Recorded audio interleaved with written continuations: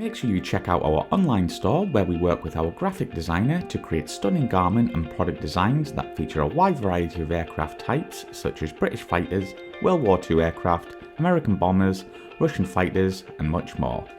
You can pick your favourite designs and personalise any items within our Redbubble store that range from clothing right the way through to stationery. All of our designs feature our logo so you can show your support for the channel while getting a quality product. You can head to our website aircrewinterview.tv and click store, or go to redbubble.com/people/AC interview. Thank you and enjoy.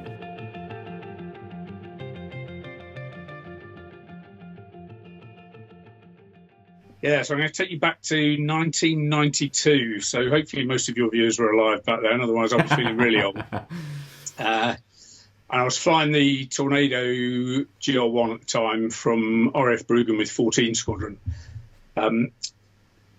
Not long prior to this story, the US and UK and France had set up through the UN Security Council a no-fly zone over southern Iraq.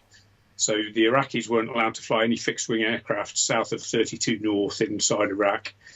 And we'd deployed Tornadoes to Dhahran Air Base in Saudi Arabia, just across the causeway from Bahrain, to do reconnaissance, and I'll put reconnaissance in inverted commas there, because when they initially mooted the task, we thought, oh, reconnaissance on the Tornado, brilliant. We'll use the Tornado GR1As, the recce squadrons can cover the task.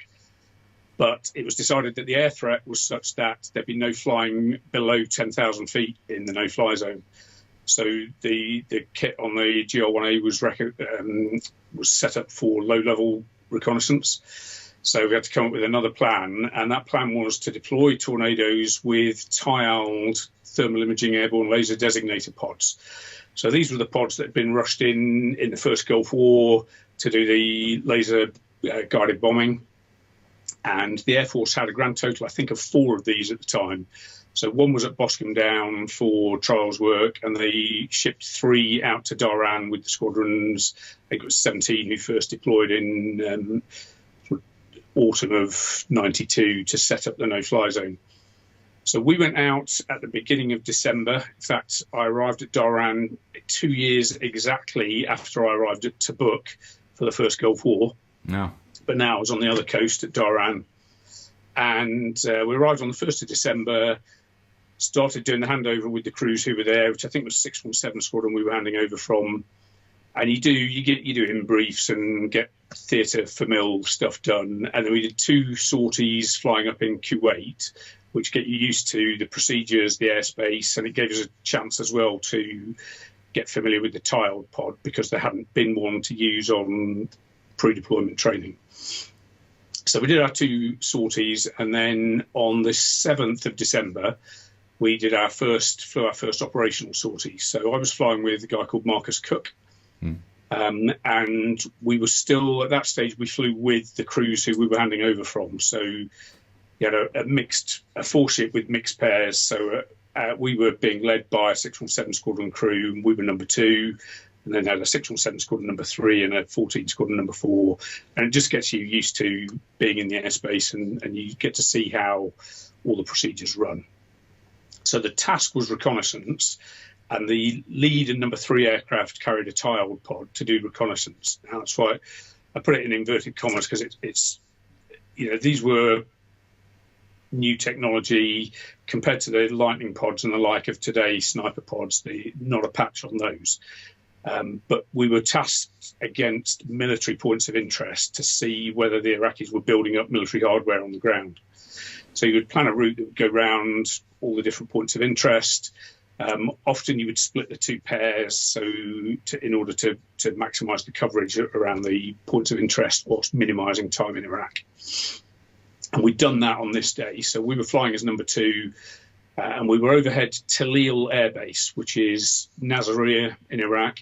So it's about, something like 100 miles west-northwest of Basra.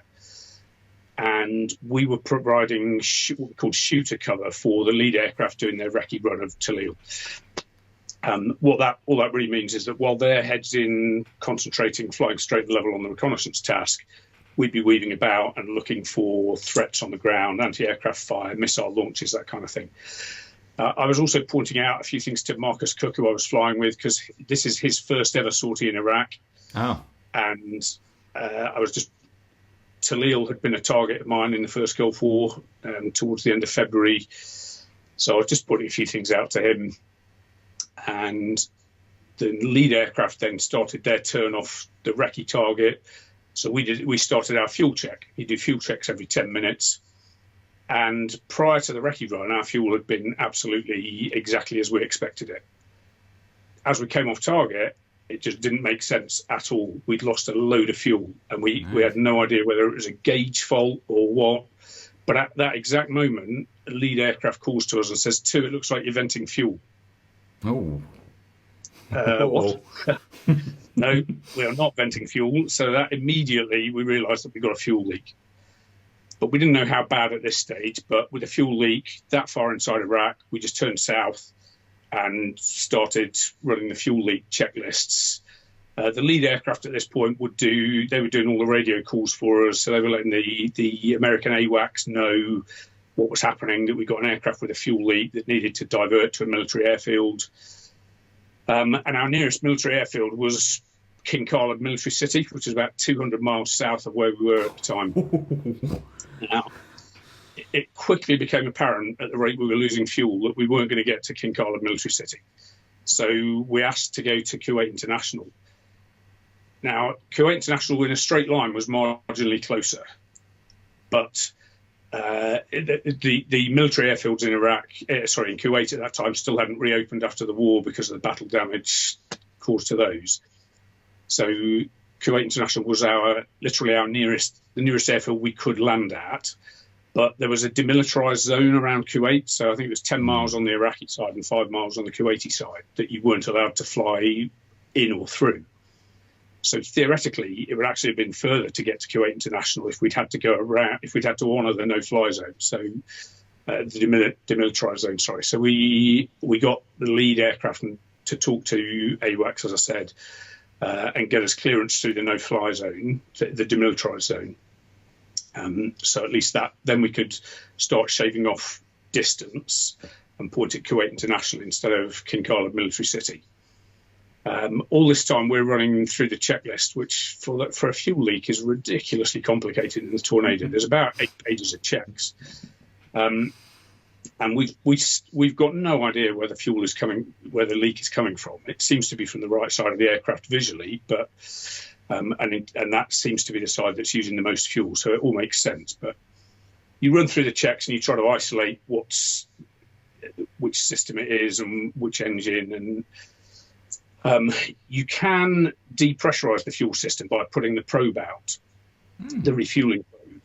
So that would be the preferred thing to do at this stage. But it's got a maximum speed of 300 knots with the probe out, and we couldn't fly that slowly because we were using the fuel so fast.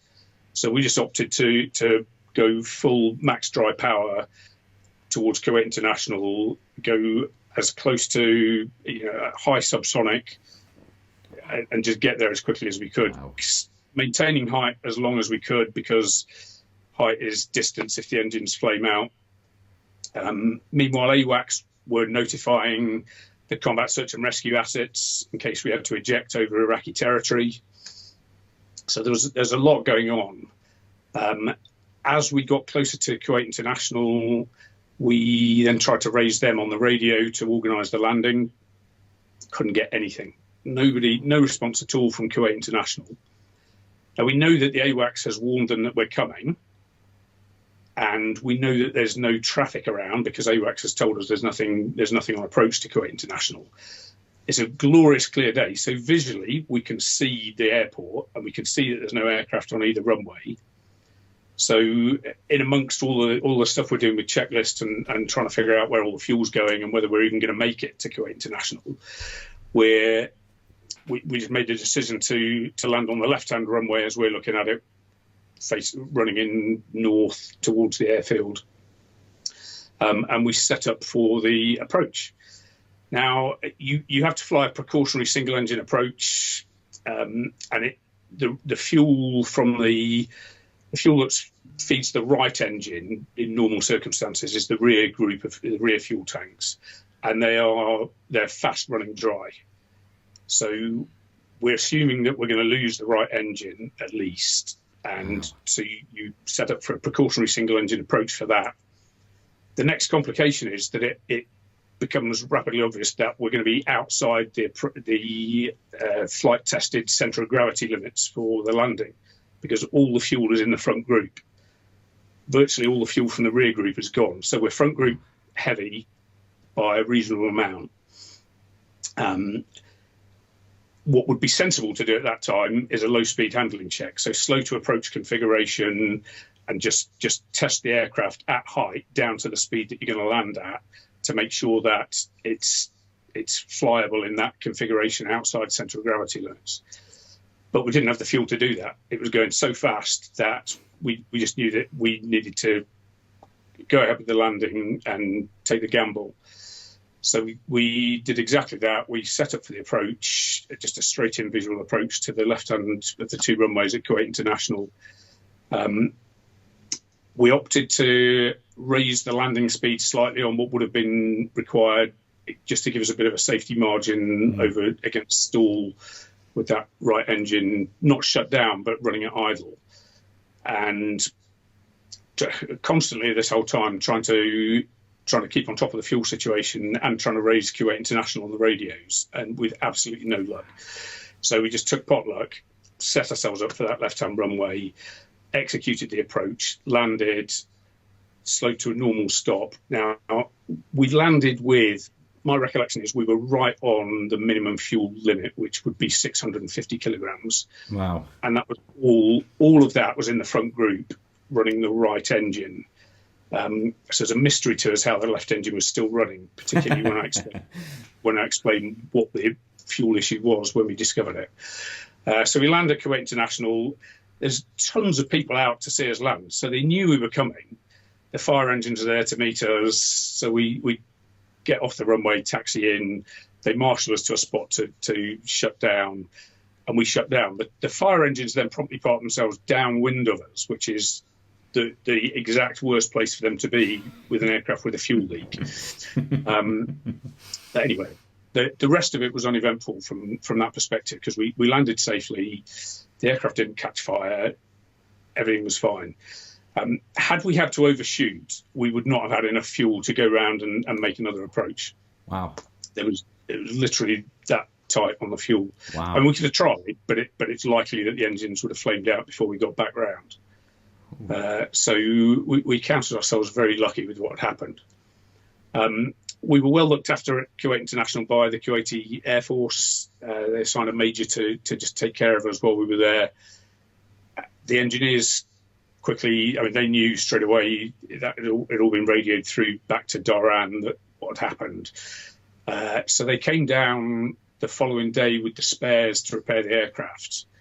And it turned out what had happened was the main feed pipe to the right engine, which is a pipe about 2 inches diameter, had sheared clean off.